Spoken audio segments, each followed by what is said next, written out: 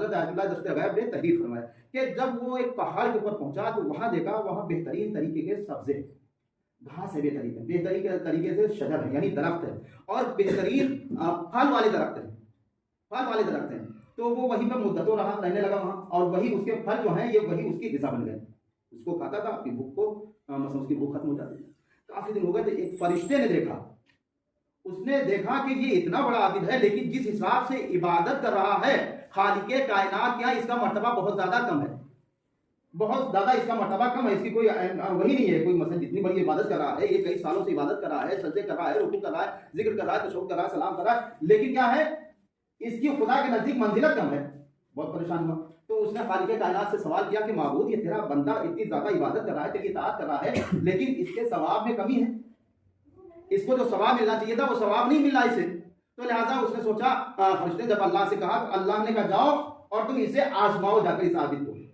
جاؤ دیکھو جا کر کہ یہ جو عبادت کر رہا ہے یہ عبادت کیسی کر رہا ہے۔ اب وہ فرشتہ آ گیا، انسانی شکل میں فرشتہ آ گیا، جب اس پہاڑ کے اوپر اس جگہ کے اوپر پہنچا تو کیا دیکھا کہ یہ سجدہ کر رہا ہے، جب سجدے سے فارغ ہوا سر کو اٹھایا تو سلام کیا، اور اس عابد نے پوچھا تم کون ہو؟ کہا میں ایک بندہ خدا ہوں۔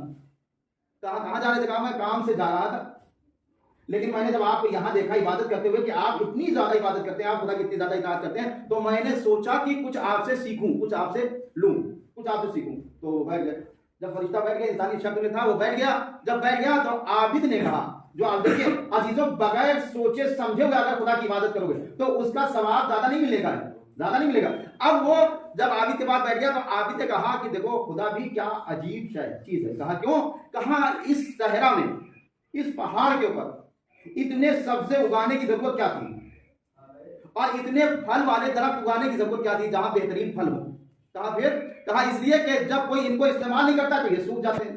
کاش اگر خدا کے پاس میں گدھا ہوتا تو یہ سارے پھل کو، ساری گھاس کو کھا جاتا۔ تو فرشتے سے جب کہا کہ انسانی شکل اختیار کر کے آیا تھا، اس نے کہا کہ سنو، اللہ کے پاس تمہارے جیسے گدھوں کی کمی نہیں ہے عزیزوں،